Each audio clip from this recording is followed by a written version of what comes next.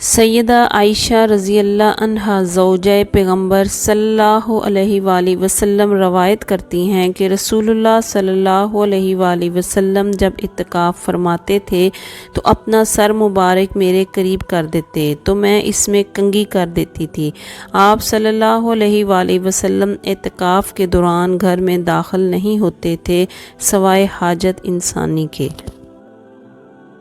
इमाम मालिक रहमुल्लाह से इस शख्स के मुतल्लक़ सवाल किया गया जो माह रमज़ान के आखिरी 10 दिनों के लिए इत्तिकाफ़ के लिए मस्जिद में दाखिल हुआ तो अभी वो 1 दिन या 2 दिन ही ठहरा था कि बीमार पड़ गया, फिर इसी वजह से वो मस्जिद से निकल गया। तो पूछा गया कि जब वो सेहतमंद होगा तो क्या इस पर 10 दिनों में से सिर्फ़ बाकी मानदा दिनों का इत्तिकाफ़ लाजिम है या इस पर यह भी वाजिब नहीं है, और अगर ये बाकी मानदा दिनों के इत्तिकाफ़ की क़ज़ा वाजिब है तो फिर वो कौन से महीने में इत्तिकाफ़ करे। इमाम मालिक रहमुल्लाह ने फरमाया कि जब वो सेहत याब हो जाए तो रमज़ान ही में या इसके अलावा किसी महीने में इस इत्तिकाफ़ की क़ज़ाई दे ले जो इस पर वाजिब हो चुका था। सैयदा आयशा रज़ी अल्लाह अन्हा से रवायत है कि रसूलुल्लाह सल्लल्लाहु अलैहि वसल्लम ने एक दफ़ा इत्तिकाफ़ करने का इरादा फरमाया। जब आप सल्लल्लाहु अलैहि वसल्लम इस जगह की तरफ लौटे जिसमें आपने इत्तिकाफ़ का इरादा कर रखा था तो वहाँ कुछ और खैमे भी दिखे, यानी एक हज़रत आयशा रज़ी अल्लाह अन्हा का खैमा, एक हज़रत हफ्सा रज़ी अल्लाह अन्हा का खैमा और एक सैयदा ज़ैनब रज़ी अल्लाह अन्हा का।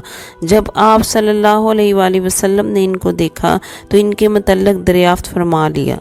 चुनांचे आप सल्लल्लाहु अलैहि वसल्लम को बताया गया कि ये सैयदा आयशा, सैयदा हफ्सा और सैयदा ज़ैनब रज़ी अल्लाह अन्हा के खेमे हैं और वो भी आप सल्लल्लाहु अलैहि वसल्लम के हमरा इत्तिकाफ़ की ख्वाहिश रखती हैं। तो रसूलुल्लाह सल्लल्लाहु अलैहि वसल्लम ने फरमाया, क्या तुम इनके मुतल्लिक़ नेकी का गुमान रखते हो? फिर आप सल्लल्लाहु अलैहि वसल्लम चले गए और इत्तिकाफ़ ना किया यहाँ तक कि अगले माह शवाल से 10 दिनों का इत्तिकाफ़ फरमा लिया। इमाम मालिक रहमुल्लाह ने फरमाया कि मुअत्तिक़ अपने इत्तिकाफ़ ही में मशगूल रहे, वो इसके अलावा मशगूलियत की दूसरी चीज़ें मसलन तजारत वगैरह के दर पे ना हो।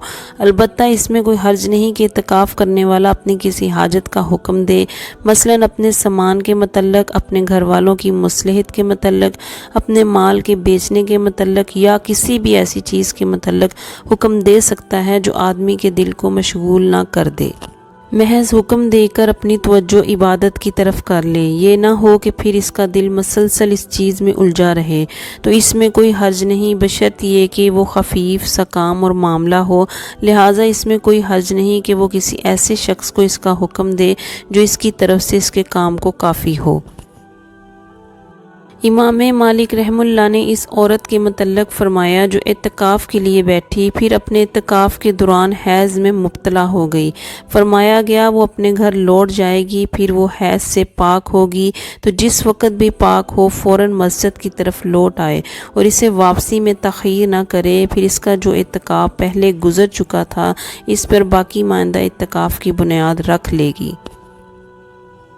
इमाम मालिक रहमुल्लाह को ये ख़बर पहुंची कि कासिम बिन मोहम्मद रहमुल्लाह और हज़रत अब्दुल्ला बिन उमर रज़ी अल्लाह अन्हा के आज़ाद करदा ग़ुलाम नाफ़िया रहमुल्लाह दोनों कहा करते थे कि बग़ैर रोज़े के इत्तिकाफ़ नहीं होता, क्योंकि कुरान मजीद में अल्लाह तबारक व तआला फरमाते हैं अल-बक़रा की 187 आयत में, और तुम खाते पीते रहो यहाँ तक कि तुम्हारे लिए फजर की सफ़ेद धारी स्याह दियारी से अलग होकर वाज़िया हो जाए, और तुम रोज़ों को रात तक पूरा करो, और तुम अपनी बीवियों से इस हाल में मुबाशरत ना करो कि तुम मस्जिदों में इत्तिकाफ़ करने वाले हो।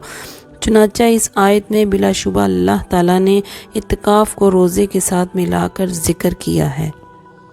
इमाम मालिक रहमुल्लाह फरमाते हैं कि मैंने अहले इल्म में से किसी को नहीं सुना कि वो इत्तिकाफ़ के मुतल्लिक़ कोई शर्त ज़िक्र करता हो कि मसलन आदमी नियत करते वक्त ये शर्त लगा ले कि मैं जब चाहूँगा इसे ख़त्म कर दूँगा या जनाजे में जाऊँगा, क्योंकि इत्तिकाफ़ एक मसनून अमल है जिसे उसवे रसूल सल्लल्लाहु अलैहि वसल्लम के मुताबिक अदा करना लाजिम है। طرح کی شرطیں لگو اور بیکار کہلائیں گی، اور یہ اعتکاف تو صرف اور صرف نماز، روزہ، حج اور اس طرح کے دوسرے اعمال، عمرہ، طواف وغیرہ جیسا ایک عمل ہے کہ جن میں سے کوئی عمل فرض ہوتا ہے یا نفل ہے، لیکن ان کی ادائیگی میں کوئی فرق نہیں ہوتا۔